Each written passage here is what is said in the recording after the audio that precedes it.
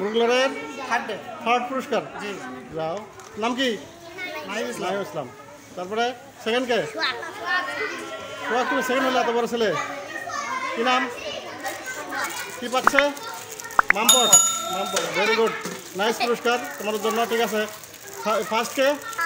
মাশাআল্লাহ সোহাগ কি সোহেল মিয়া ফার্স্ট পুরস্কার বড় টিফিন বাটি এটা হচ্ছে যে ভাত প্লাস তরকারি দুটো একসাথে খেতে পারবা খুশি হয়েছো ধন্যবাদ যাও